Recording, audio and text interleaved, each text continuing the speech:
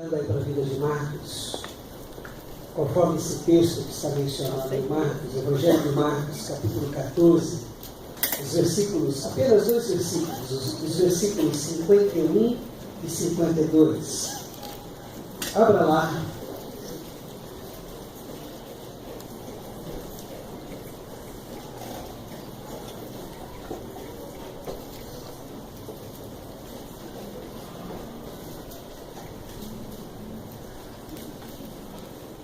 Já tomei liberdade de pôr aí também na nossa telinha.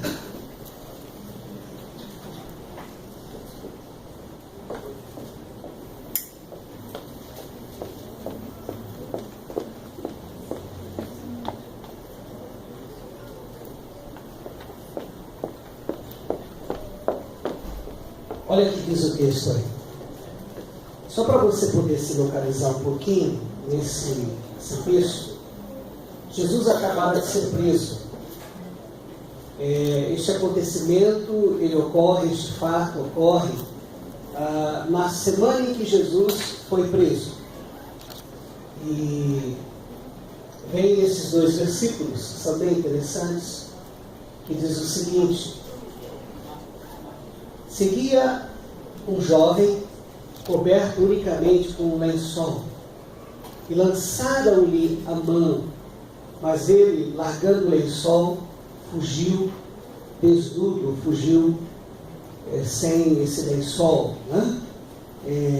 Porque ele estava coberto por este lençol de pano, de linho, e aí ele, para fugir, para correr, ele deixa isso de lado, ele abandona e sai correndo. Próximo.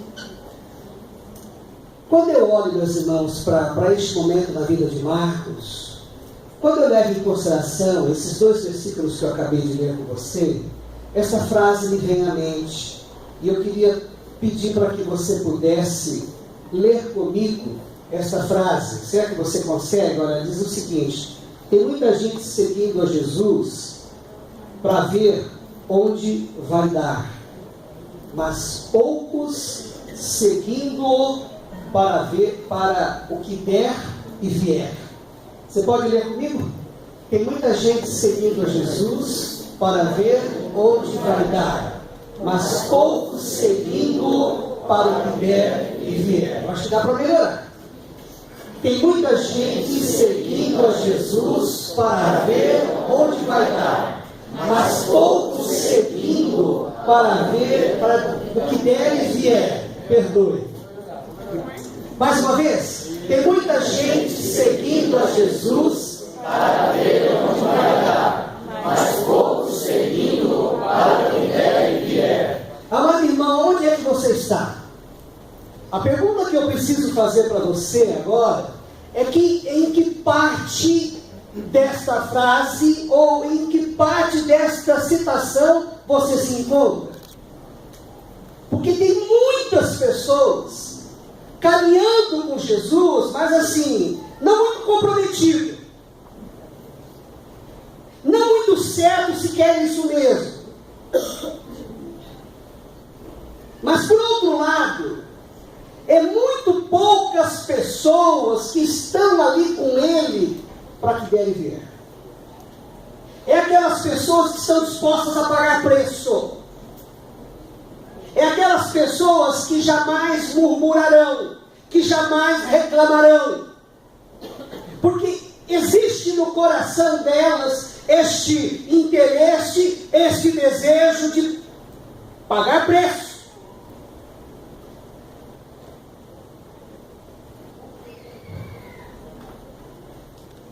Vamos dar uma olhada nisso acontecendo na vida de Marcos. Meus irmãos, muitos comentaristas acreditam que este jovem descrito no texto que eu acabei de ler com você era o próprio Marcos, o evangelista Marcos.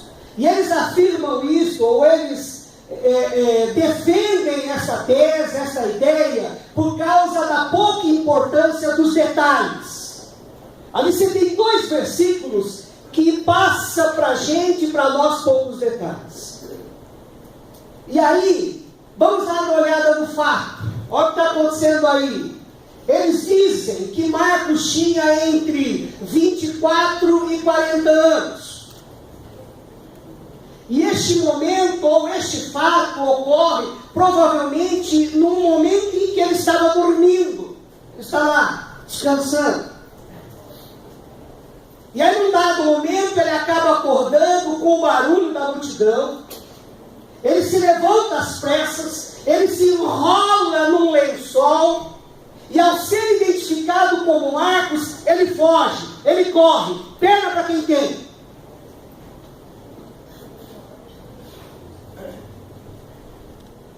Qual é a análise que nós podemos fazer, meus irmãos, desse momento da vida de Marcos? Qual é o exame que eu e você devemos fazer agora aqui? Eu não sei se você já passou por essa experiência, ou se você já parou para pensar que o recém-acordado, a pessoa que mal acabou de acordar, o sono tira dela a presença de espírito. Quando a gente mal acaba de acordar, a gente tem muita dificuldade para saber lidar com situações repentinas. Nos falta a serenidade. O que é isso? A tranquilidade para que a gente aprenda a lidar com situações adversas, situações difíceis. Presença de Espírito. E aí Marcos, ele acorda, é o que eu coloquei ali, e por ter acabado de acordar, ele não entende o que está acontecendo ao seu redor. E aí diz aí o texto, ele foge, ele corre, ele tem vestimentas que facilita a sua fuga. É um lençol.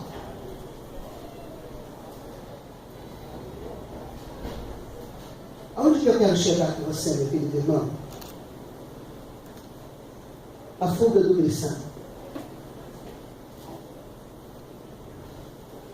Quem é de Deus, quem tem Jesus como Salvador e Senhor, pode se deparar com esta questão. Porque eu entendo, e preste atenção no que eu vou lhe dizer, todos nós, cada um de vocês que estão aqui, cada um do povo de Deus que está por aí afora, enfim, o povo de Deus na terra, todos nós, de algum modo, somos tentados a fugir do Senhor.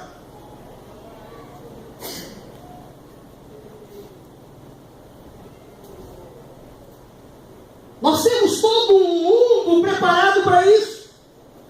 Você olha para a mídia, você olha para as notícias, você olha para a música, para qualquer canto que você olhar, você vai se deparar com isso. Somos tentados a fugir da presença do Senhor. Mas bem-aventurado aqueles que, quando tentados, não fugiram de Deus, mas permaneceram nele.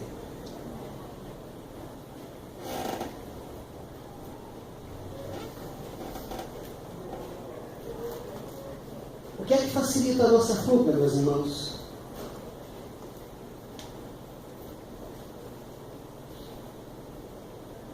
Porque veja, o que facilitou aqui a fuga de Marcos foi o lençol.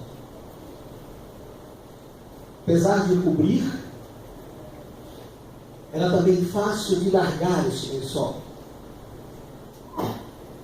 E quando eu penso nessa pergunta, ou nessa indagação, e ali não é bem uma indagação, mas é uma afirmação, a gente vai trabalhar ali alguns pontos, é o que facilita a nossa fuga? Há muita gente, meus irmãos, deixando Jesus, porque não tem nada firme para se cobrir. Há muita gente. Eu já estou na igreja do Senhor Jesus Cristo e não é de hoje. Eu tive uma mãe que me levou para a igreja quando eu tinha os meus 7 anos. E nesses meus 40 e poucos anos, eu já vi isso por demais acontecendo na vida do povo de Deus. O que é que facilita a nossa fuga? Em primeiro lugar, dentre muitos, o que facilita a nossa fuga é o lençol da religiosidade. E eu preciso dizer a você que a religião, ela não dá segurança. Ela não promove na minha vida profundidade. Porque na hora da luta, na hora do embaraço, na hora da dificuldade,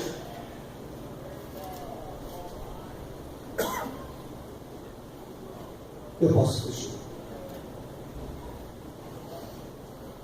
O que eu entendo como lençol da religiosidade? Meu irmão, minha irmã, você que nos visita, a frequência ao templo, o cumprimento de liturgia. O que é a liturgia? Os cânticos, as orações, não são suficientes, resistentes para nos prender ao Senhor na hora da dificuldade. Não basta apenas eu estar aqui cantando, não basta apenas eu estar aqui orando, não basta apenas eu estar frequentando os cultos no templo, aos domingos, de quarta-feira. Não, isso é muito pouco, porque na hora da luta eu poderei abandonar o meu Senhor Jesus Cristo.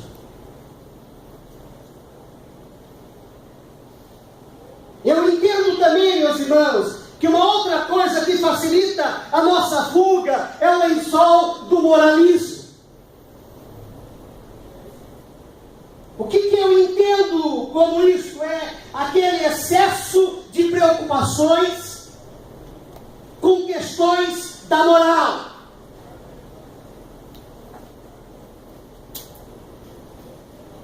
Por exemplo, a Bíblia vai dizer que há alguns entre nós que têm assim uma moral elevada.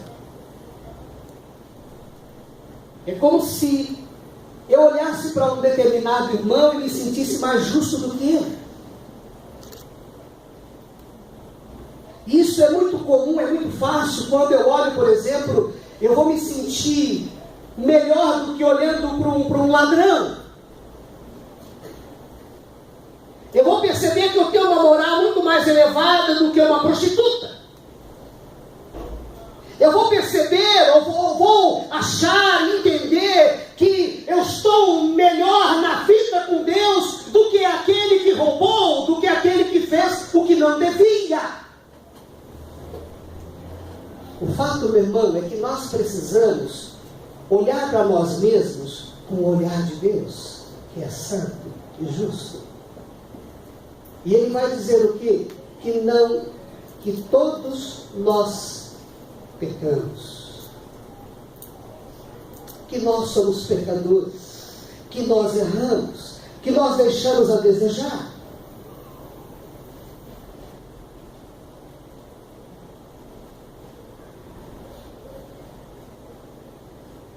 Queridos, quanto mais nos enrolamos no lençol do moralismo, corremos o risco de mais nos distanciarmos do Senhor.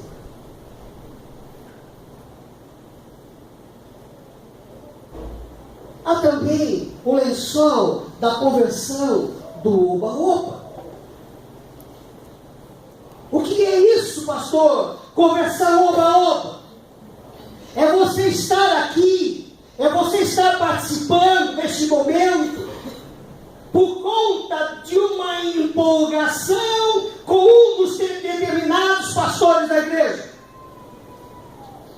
Conversão oba-oba é a sua empolgação com o culto, é a sua empolgação com a música, é a sua empolgação com as atividades, é a sua empolgação com os amigos, é a sua empolgação com a namorada, com o namorado, é conversão oba-oba.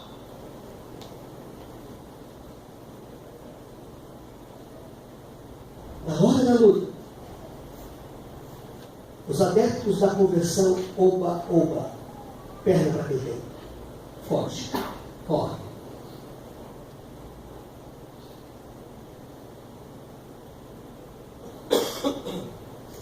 O que nos prende a Cristo, meus irmãos?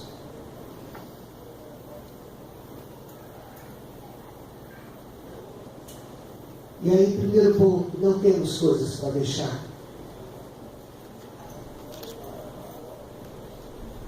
O que nos cobre, meus irmãos, deve ser apenas a graça de Deus e a certeza de sua presença conosco. É a única coisa que lhe cobre.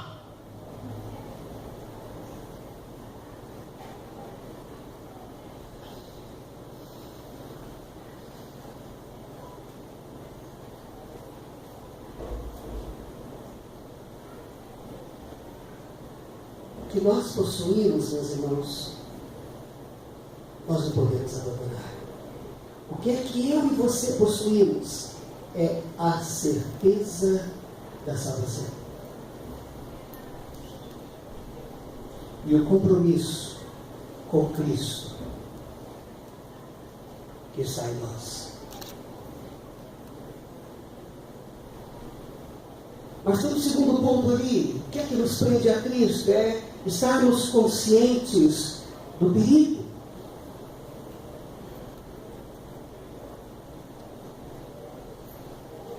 Porque quando eu olho aqui para Marcos, a impressão que eu tenho, pelo menos nesse dado momento na vida dele, é que ele estava fazendo um discipulado curioso apenas. É por isso que na hora da complicação, na hora do sofrimento, naquela hora difícil, ele corre, ele foge. Querido, se tem uma coisa que nós temos que ter consciência, é de que seguir Jesus implica em lutas, implica em dificuldades, implica em renúncias. Quem não tem essa consciência do perigo, quem não está pronto para abrir mão, ou seja, quem não leva em consideração a possibilidade das lutas, das dificuldades, das renúncias, vai ter muita dificuldade de estar preso a Cristo. Ontem nós tivemos a oportunidade aqui de participar do 2º Congresso de Artes, e um dos preletores, Marcelo, Renato. O Renato disse uma coisa que é muito bem verdade. Nós temos andado com pessoas que se dizem de Deus, mas que deixam de ter essa consciência do perigo. Porque a motivação delas para estarem buscando a Deus, o que é? A prosperidade, é a riqueza, é se dar bem na vida, é estar imune dos problemas. Mas esse é o tipo de evangelho que não tem base bíblica. Porque se você olhar para a vida de Jesus, se você olhar para os discípulos de Jesus, se você olhar para a igreja primitiva, para os primeiros irmãos que abraçaram essa fé, que começaram a caminhar com Jesus, você vai perceber que eles não advogavam essa coisa do evangelismo fácil, ou do evangelismo que iria trazer benefícios, iria trazer riquezas, iria trazer, enfim, coisas boas. Não que isso não pode acontecer, mas, meu irmão, via de regra, nós vamos ter que aprender a lutar, ou melhor, nós vamos ter que aprender a lidar com as lutas, com as dificuldades, com as renúncias. É isto que nos prende a Cristo. E o terceiro ponto, meus irmãos, nós devemos estar cingidos de modo adequado. O que eu quero dizer com isso? Se você olhar para Lucas 12:35, vai dar um pouquinho de ideia, mas eu não coloquei ali, nem o fiz por conta do nosso tempo, nem irei ler agora, mas veja, devemos sim estar preparados para a confrontação toda hora. O combate virá, as lutas virão, as batalhas virão. Eu e você precisamos estar cingidos de modo adequado. Paulo vai dizer à igreja de Éfeso, lá no capítulo 6, ele vai tratar da armadura de Deus, ele vai dizer que nós precisamos nos revestir da armadura de Deus. E quando eu faço isso, eu estou o quê? Me cingindo de modo adequado. Porque a confrontação virá, o combate virá, as batalhas virão.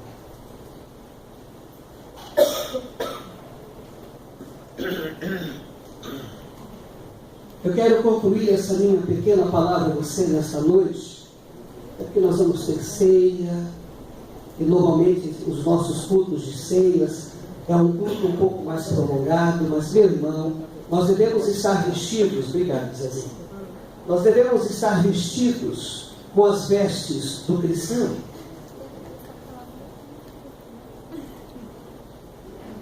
O que é essa veste do cristão? Ou quais são os elementos que fazem parte da veste do cristão? Ele precisa trazer dentro dele a certeza da salvação.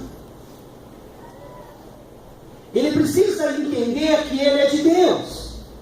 Ele precisa trazer isso dentro dele mesmo. Ele precisa ter fé. Ele precisa ter justiça ou ter sido justificado. Ele precisa ter a verdade dentro dele. Ele precisa no dia a dia buscar conhecimento da palavra, buscar intimidade com Deus, buscar caminhar com Jesus. Esses elementos fazem parte da vestimenta do cristão.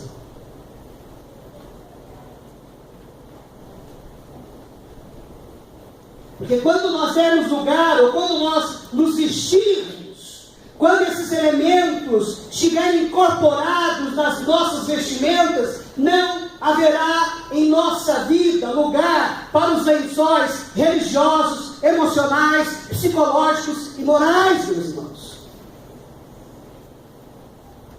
E quando eu me visto dessa vestimenta, eu deixarei de correr o risco de fugir desnudado. As pressões da vida não me roubarão da possibilidade de continuar caminhando com Deus por meio de Jesus.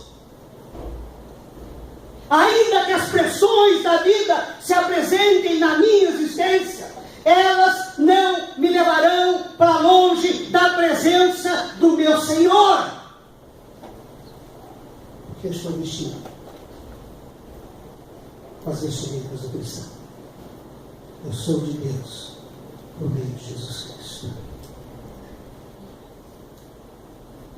E aí, querido, voltando nessa frase, tem muita gente seguindo a Jesus para ver onde vai dar,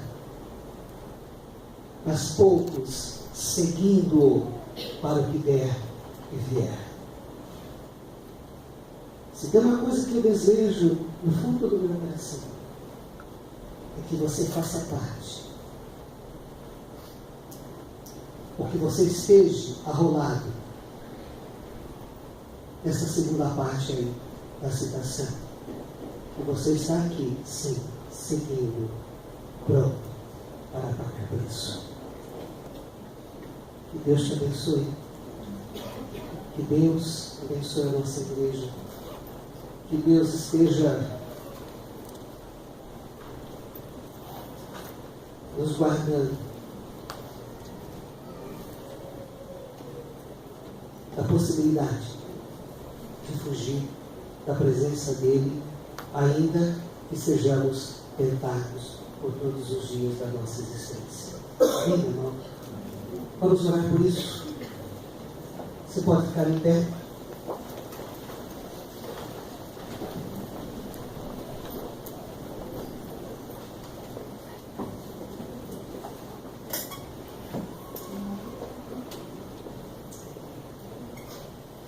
Pai, nós acabamos de olhar um pouco aqui para este momento na vida de Marcos. E ele acaba fugindo ali da presença do Senhor. E a gente pôde aqui, Senhor, trabalhar. O que é que nos rouba de Ti? O lençol da religiosidade, o lençol do moralismo e o lençol da conversão oba-oba. Deus, que estas coisas não estejam na nossa vida, mas que a gente possa ter aqui certeza absoluta da nossa salvação por meio de Jesus Cristo. Que dia após dia, a fé que o Senhor plantou no nosso coração, ela possa estar crescendo, tomando conta da nossa vida.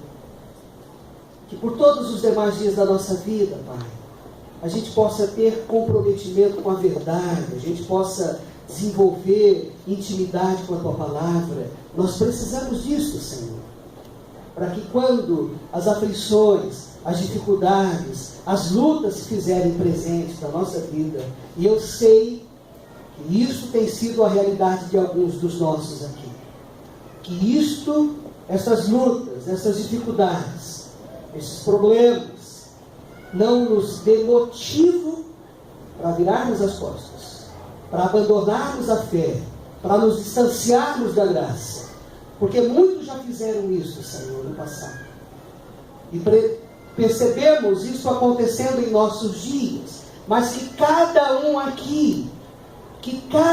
aqui possa ser livre disso, que isso não aconteça com cada um desses meus irmãos, mas que a gente possa continuar nos firmando na graça, que a gente possa continuar priorizando o conhecimento do Senhor para as nossas vidas, e que a gente faça parte, ó Deus, da segunda parte desta citação, que nós estamos aqui para pagar preço, em nome de Jesus, amém.